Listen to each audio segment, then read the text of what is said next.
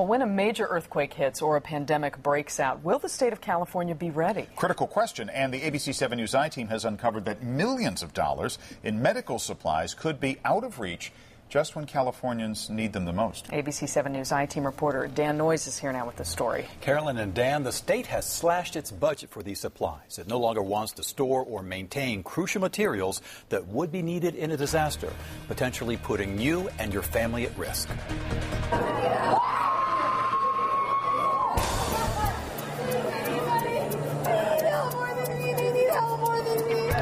Wearing makeup, acting injured, learning how to care for the wounded. 1, 2,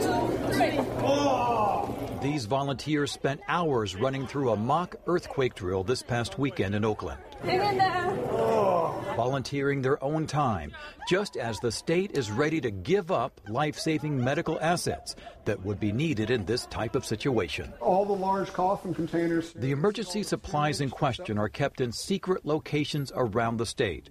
Director of the State Emergency Medical Authority, Dr. Howard Backer, led us on a tour at one spot outside Sacramento. Having this kind of disaster asset is like an insurance policy. These color-coded boxes represent a kind of paint-by-number puzzle. When the pieces are put together, they make this, a 200-bed mobile field hospital ready for an emergency. In California, the obvious scenario for that is a major earthquake in the Bay Area or in Southern California. In 2006, the Schwarzenegger administration purchased 3 of these mobile hospitals as part of a cache of emergency medical supplies totaling $166.5 million. We were planning for a pandemic influenza where there would be a huge surge or increase in the number of patients that we thought would exceed the capacity of the healthcare system. Along with the mobile field hospitals, the state purchased antivirals, ventilators, respirators, and other medical supplies. To store and maintain these materials costs $4 million a year, another $1.7 million to house the mobile hospitals.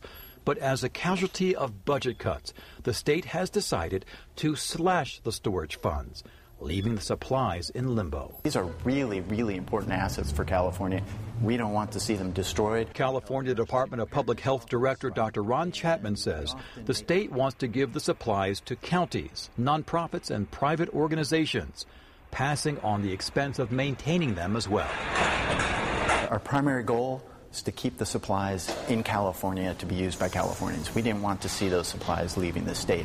The counties tell the ABC 7 News I-team storing the supplies will be a challenge, especially because the state has put restrictions on using the materials and is offering no additional funding. I think it's important to remember that just taking something from the state and passing it to the county without any additional funding really doesn't solve the problem. Counties are as heavily strapped as the state. Lou Canton is an emergency management consultant. He hasn't seen the state's plan, but he has concerns about how the supplies will make it to the scene of a disaster. The question becomes, how quickly can you reassemble it? How quickly will it be needed? How well will it be maintained if it's not under central control? Chapman says that won't be an issue. In those local disasters, we're able to get those resources to the local disaster even when they're spread out throughout the state. And then there's the mobile field hospitals. Canton says he can't imagine the state giving them up. There's no question that mobile hospitals will be needed after a major earthquake. So to eliminate those, a capacity we already have in hopes that we'll find something in the future when it's needed, it really seems a case of penny wise and pound foolish.